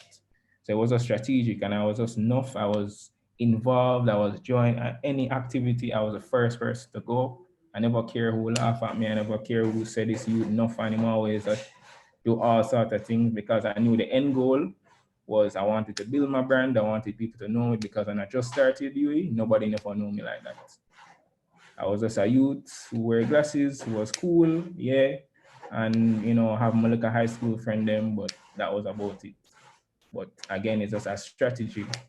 I mean, I even created my own. I never had a job, and I created a business card. Created a business card that simply just had on it my name, my email, my number, and it had in asterisks, currently seeking opportunities. So anywhere I'm gonna go and I meet somebody, or I'm talking to a business person, I hand them the card. Or if I had a summer job interview, my little cherry on the cake was, shake them hand, walk out of the interview, and then my little style was turn back and say, oh, forgot to give you some, and then I give them a business card. Never had a business, but I mean, I was just thinking that way. I thought that was something unique that I could have done to just stand out and, be seen and just resonate with people more. And then networking is also very important, because it goes back to people working with people who they know. People just sometimes people don't want to go through the whole rigmarole of hiring people, go through the whole stress of getting somebody to do some job for them if they just know somebody on call that they can call and say, hey, this, that, I need your business to do this for me. So it all aligns, it's all a domino effect. It all helps you in the long run if you try to build your personal brand and not just focus on building a business. People want to put a face to your business. People want to know that, all right, this is the guy who does this, so I am confident that his company will do that. And then just so what you also want to, I want to just end with a few tips, is that you want to treat your social media profiles as an extension of your resume and reflection of your professional attitude and your overall personality. You never know who's watching. So you want to mix it up a bit. It's not just, I'm not saying you can't post your party things and you this and you that, but try to mix it up with telling a story of who you are, what you're about, what are the things you're involved in, so that it resonates easier with people. And the story I want to tell you about, you never know who's watching, is a lot of people were wondering, how did I become an embassy, US embassy ambassador, brand ambassador, whatever. I literally got a DM from them. Got a DM from them asking to be an ambassador. When I met with them in person, they told me that they've been watching me for a while, and they've seen all the things I've been doing, and they think that I fit the profile for a brand ambassador. And I don't have 10K followers and all them things. There are 100K or whatever. I don't even think I reached 5,000 yet. But it was just how my personal brand was, my deportment, how I brought myself. And they thought that, yes, they were looking at people with way more followers, but I fit the bill, and that's why they reached out to me. So I never knew these people were, I never even knew I was on no radar for them at all. And look at that, opportunity just come just like that. So you want to be very careful. You want to use your platforms and an extension of your resume. I can't stress that enough. You want to avoid inflammatory, religious, or racial comments, and just be careful when you're making political commentary. I mean, I stay away from all of those things. I'll make a comment here and there, but generally you just stay away and clean up your profiles. If you have some stuff that you don't think is you anymore, because we all evolve and we change, just clean it up. Just take it out, save it to your phone or your computer. If you know need to be there, just take it out. Um, don't just post things for posting's sake.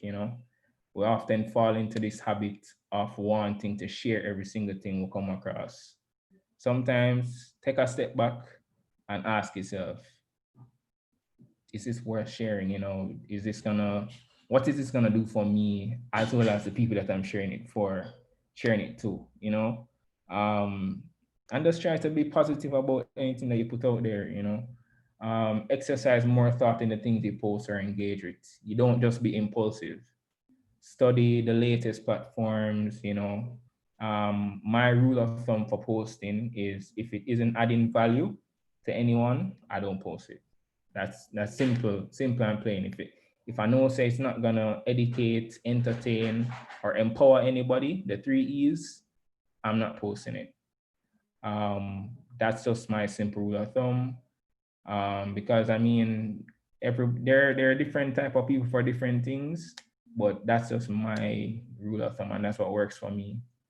And I just want to close by saying, creating a personal brand on social media, or even for your business overall, isn't easy. It requires a lot of thought. It requires a lot of research to be done successfully. It's not about what you look like or where you live. It's about what you stand for, and what people should expect when they see you. That you've put out some form body of work, you've posted something on your page, you've shown your portfolio. You want to think long term and remember to take note of what's working and not working, and just adjust it as it becomes necessary. And that is the end of my presentation. Thank you.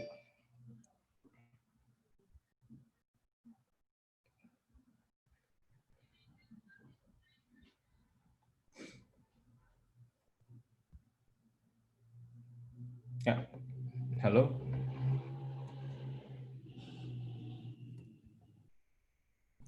Hello, greetings. I'm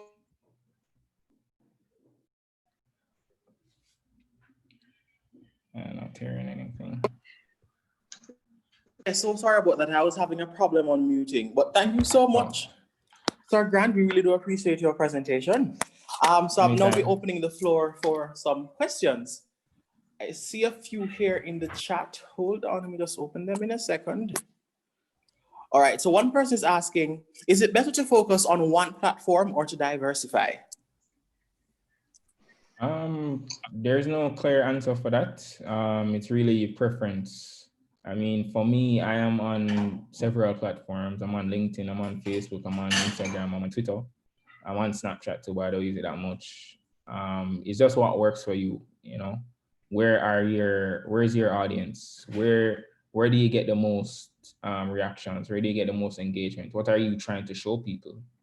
What are you trying to bring across? And then that will help you and guide you in knowing what platforms they need to be on. And also your time as well, also time. If you don't have the time for any platforms, because like that. To doing that then to be a factor, a determining factor. All right, and I think that's a beautiful segue into my second question. And this person is asking, given the current digital transformation, how can you separate your brand from the noise?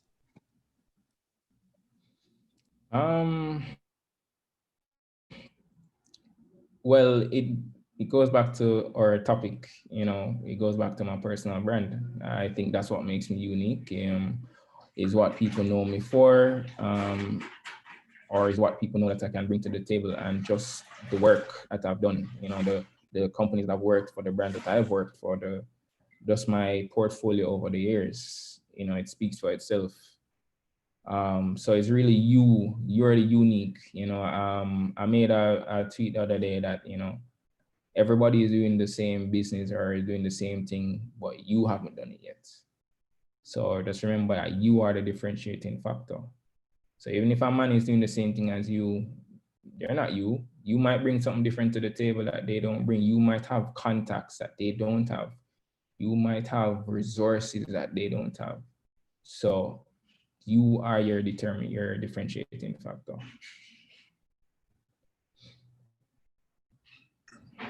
All right, another question.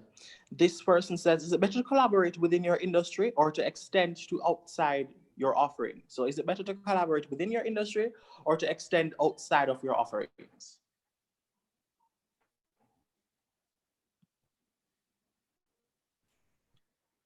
Mr. Grant?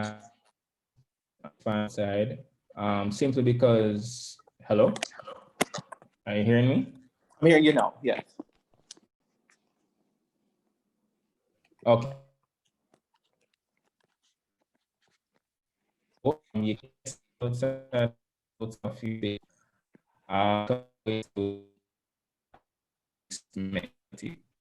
Meaning you're a specialist in the field, but you want to have general knowledge of other fields, other things, because you never know, and just because you would have had some general knowledge of something else, you're able to align well in that discussion, and opportunities come from that. So nothing is wrong with, collaborating outside. I love the generalist approach. I love to learn new things from all sorts of industries, because I just feel like it applies to life in some way, some form. All right, great. Another question. How can one leave a lasting digital footprint within the organization or within a organization? Oh, how to leave a lasting digital footprint in an organization.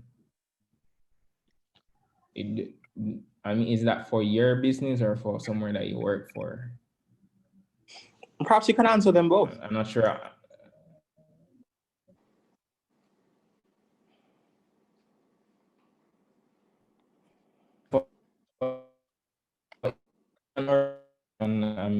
Leaving a lasting digital footprint, I guess compiling all the work that you've done, make note of the things that you've done and you want to showcase it to your audience. So if you're working somewhere and you know that you worked on such and such campaign, a lot of people are very selective in the things that they want to share that they worked on. But if it's something that you think is noteworthy and you working at a company and you worked on this big campaign, nothing is wrong with sharing that, because it's still, as I've mentioned before, it's still acting as an extension of your resume. So and especially if your plans are to transition into entrepreneurship, you want to have some track record on file, somebody looking you up. When you meet somebody, or for example, when I meet somebody or I hear about somebody, one of the first places I go, if it's not Google, to Google who they are, I'm going to go on LinkedIn and look up who they are, so that I can get a better idea of what this person is about, what they bring to the table. I check out their pages to see, all right, get a story. Let me see what's the story behind this person. And so you can imagine if somebody, looking to work with you, they're going to look at the same places. They're going to look at what is this person about? What did they bring to the table? What is the story I can tell about them? Let me see the work that they've done. And I mean, for your business, it's pretty much the same. You know, you don't want to just be showcasing your client work or your services all the time. You want to be creative in the story that you tell. You know, try to add the little elements, try to look at what other people are doing. Try to basically just cultivate a story. What is your personal branding story? What are you trying to convey? And do a lot of research.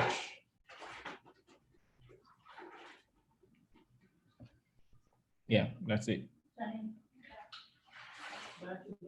Okay. Any other questions, guys? I'm not seeing any other in my personal chat, nor am I seeing any in the group chat. But I'm giving you guys a kind of I think opportunity now. I think there was one from early out from Lashawn. It said marketing and public relations is not the same. My lecturer told me in PR class. Do you agree? Okay. Yeah, I do agree. I mean, public relations is helping with perception, and marketing is bringing awareness. I mean, that's as simple as I can put it. PR shapes perception. So, like for example, if you're somebody who's constantly being featured in the paper or in the press, for whatever reason, that is the narrative that will be your story going forward. You know, so everybody's gonna know you for. You know, but then marketing now is just how that story is conveyed. Who are they showing that story to? You know. So yeah, definitely agree that it's not the same, but mutually exclusive because they're in the same field, I guess.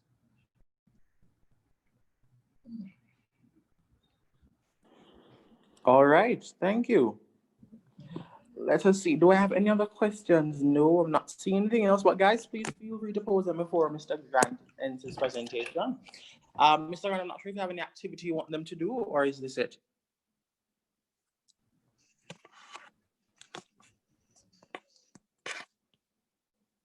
This is it. Okay, okay.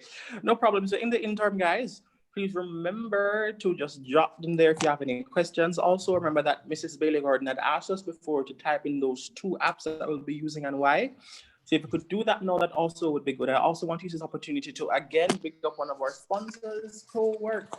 Co-work is that accessible and convenient space for creatives and our freelancers and entrepreneurs that has a lot of amenities such as 24/7 access to the workspace, an office space and a rental space, and steady and reliable broadband internet. Please reach out to them if you can. They are active on Facebook, Instagram, and Twitter at CoWorkJA.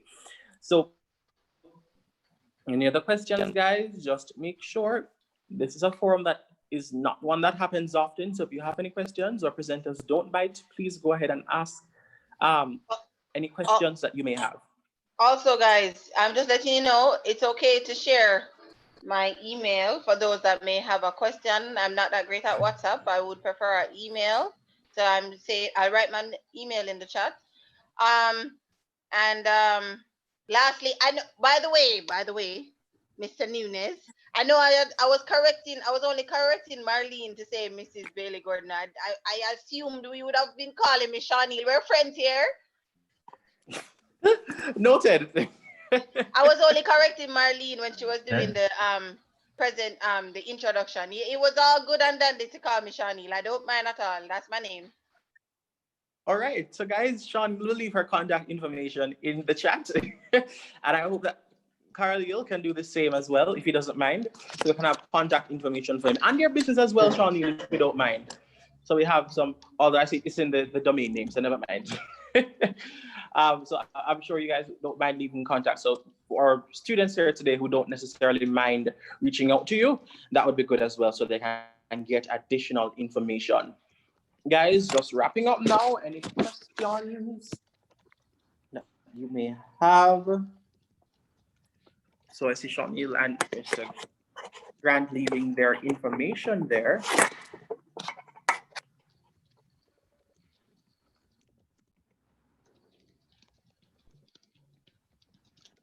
As questions.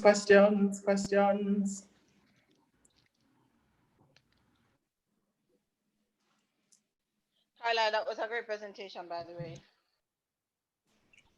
You're stealing my line, Thank you. Shawnee. Oh, Oh, I'm sorry. Okay. I'm out. you're stealing my lines. I'm Let me done. see I'm what I'm sorry. doing here. Well, yes, Carly, that was a great presentation. We really do appreciate it here at NYPJ, and I'm sure that our participants can, share similar sentiments for their love and appreciation for that seminar. I saw a comment earlier. My intent has been in and out, so I wasn't able to see the chat before just now, but I saw a comment earlier that said that you guys were both heaven sent, and the person has been waiting for these presentations for such a long time. And we really, really, really do appreciate you guys coming here today. Okay? It's a Saturday, and Saturday is usually chore day, and I know you're married now, Mrs. Bailey Gordon, and you have things to do, wife duties and husband duties and all this lovely stuff. And I'm sure Mr. Funny. Grant also has things to do on the weekend. So we really do appreciate you guys coming out and taking the time to spend with us, young people. Yes, taking time to spend with us, young people, and helping us grow our businesses and mentor our business. That is what it's about, business mentorship. I believe I'm not seeing any more questions. I'm seeing the Instagram links and the emails and everything else. So guys, you can go to the chat and you get all the information you will need there. I just want to thank the planning committee, the steering committee led by Mr. Tavoy Barrett. I'm sure that Sean Neal and Mr. Grant can be relating with him. They've been conversing with him by email and he's been on top of those. I must give him commendations to Marlene, Roderick, and the entire rest of the team. We do express our unfeigned appreciation and gratitude to you all. I also want to express appreciation to our participants. Without you guys, this would not have been possible. We are going to come together, we put together these presentations and we ask these persons to come and present, but without you, none of this would have had any purpose. And so we thank you guys for coming and to being here and participating, because they would have been here and just talking, you guys were asking questions or whatever. And as Shawnee had said earlier, through you guys asking your questions and concerns and just your inquiries, you're showing that you're learning and you're participating and you're actually in receipt of what is being said and your knowledge, and you plan to use it to guide your businesses going forward. And for that, rather, you are to be lauded. We really do appreciate you guys. So to everyone who played a role, whether it was significant or not so significant in your views, because every role that helped to make today what it was indeed significant. We thank you all so much. The entire NYPJ family. You've been doing an excellent job moderating. Yeah. We try. I try. For true, for real. You have a very presidential voice. When I heard it, I'm like, who's this? Thank you. Yeah, I remember him. I remember you from Maritime. There school tour. I was doing some work with Sun City, and you're one of the speakers. Yes. Yeah, I remember you. So you see how personal brand, it stand out, Yes, good with time. that voice, you definitely stand out. So look at that. Thank you all so much. And I'm sure that you guys have been taking notes on the real deal of running a business and personal branding for entrepreneurs. Thank you all so much for coming today. I wish I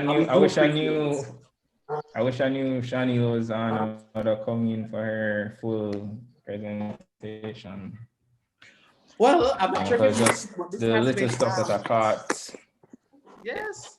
This has been actually streaming on YouTube, so you can go over and catch it. I'll have Tavoy relay the information to you. So you'll I'll watch it. Definitely. So guys, thank you so much. We have our pitch competition coming up soon, and I hope to see each and every one of you a part of that coming up shortly. We'll have that within the next 2 weeks. You'll get some subsequent emails about that, giving or itemizing some more information on that competition. Hopefully it'll be done in person. The venue is not yet finalized, but we're working on that. So thank you all so much for coming today. We really do appreciate it. And I look forward to seeing more of you coming again. Thank you all. Thank you. Bye, guys. Congrats to you. Thank you for coming. I'm going to attend to my plans. There's so far in the email. In the email, in the chat. So you can check that chat before you go, screenshot, copy and paste, whatever you need to do to ensure that you have contact with persons like this. It's not often you find persons who are willing and able to pour into you and pour into your business. So when you get opportunities like these, don't let them go to waste. screenshot, copy and paste, whatever you need to do, but ensure that you have their contact information. Even if you don't think you're going to need it right now, you may eventually need it. So please ensure that you have it there. So I'm seeing, let me read it for you for those of you who are not seeing it. I'm seeing Sean Neal at zarabelja.com. For Carleal, I'm seeing Carleal at digitaldanes.co. Carleal Grant on all platforms, Zarabel MGMT on Instagram, Facebook, LinkedIn, and Twitter. She has also left her business domain name, her business website, which is www.zarabelja.com. I'm also seeing that Carleal has also left his business, that is www.digitaldanes.co. I'm seeing that Sean Neal has also left her personal Instagram and Twitter, which is Sean Neal Bailey. Zarabel, I read that one already. Yes, I see Kwesi also has been marketing himself. He's learning. So Kwesi says that you can reach him via email at billionairemind100@gmail.com. I'm also seeing where he says he can be reaching out to on Instagram via at Broken Hearts Fashions JA. That's fashions with an SJA. Those of you still in the chat, if you want to go ahead and leave your information in the chat, I'll be happy to read it and to relate to everyone else. So you can have that there so a person can remember you by. I really do appreciate all of you coming in. Sean Neal's information is there. You're welcome, Yannick. We're happy for having you. Sean Neal's information is there, both her personal and for her business. Same for Carleal. They're both here. And again, guys, when you find a person like this who are able, willing, and just very passionate about pouring into young people and pouring into their business, don't let these opportunities pass you by. Go ahead and reach out to them because they will help you take your business to the next level, to that next step towards greatness, to that next step towards greater financial freedom, to that next step towards being a greater business. In our last session, I remember you guys talking so much about how you had dreams and aspirations for your business. I remember, I think it was you, Kwesi, who had mentioned that you wanted to, oh, he's not here, but he had mentioned that he wanted to open a factory for his business eventually, and that is something that is of utmost importance. So we really, really do appreciate you guys coming out and really just being participating and engaging and just having all this information there. So we really do thank you guys so much for this information. So again, you have all the information there in the chat. So please go ahead and get that information. I know I sound like a broken record, but I've been in so many youth spaces where a lot of persons would have just wanted that opportunity, wanted that mentor to guide them through the processes so you don't have to go through what they went through. So guys, ensure that you capture that information before you go through. My name is Nasheed Yunus, and it was my pleasure to moderate today's services for the National Youth Parliament of Jamaica's Business Mentorship Program under the theme NYPJ Jumpstart. Also, I forgot to mention throughout the duration of this session that if you have anything that has really stuck with you, if any of the presenters said something that you want to share on social media, we have a hashtag. So it's hashtag NYPJ Jumpstart. So that's hashtag NYPJ, then another J for jump, then start. Capital J for jump, capital S for start. And you can share it on your social medias and we will see it and we will tag you guys and we'll have all the information that we can share with you. So just again, NYPJ Jumpstart. In ending, also, I just want to pick up for the final time, Co-work JA. Co-work JA is that accessible and convenient space for creatives or entrepreneurs or freelancers. They have 24/7 access to their office space and rental space. They have a connectivity cube. They have steady and reliable internet connections. They also have a coffee bar. I went there. For those of you who were in our last section, I was actually moderating from Co-work. You saw those lovely artistries behind me. I'm home now. But there was some stuff behind me at Co-work. So that was there. Thank you all so much for taking up the time to coming today. We really, really do appreciate you guys coming. Remember to use the hashtag NYPJ Jumpstart in sharing it to your businesses and sharing it on your Twitter, your Instagram, and all other social media handles. My name is Nasheed Yunus for the final time, and it was my honor and privilege to moderate today. You all are free to leave now. I know you guys probably love hearing my voice. I'm kidding. But I see you all are still here. So thank you all so much. On behalf of NYPG, we really do appreciate the time and effort that you guys took out of your weekend to come today. Because I know that weekends for a lot of us are sacred, myself included. But we have come today in a higher cause, one for a higher purpose that is greater than ourselves, to help our businesses grow and flourish in a post-COVID-19 era. And so you guys are to be applauded, you guys are to be appreciated, you guys are to be celebrated for the efforts and energies that you were exerting in making your business much better than it was yesterday. Thank you all so much.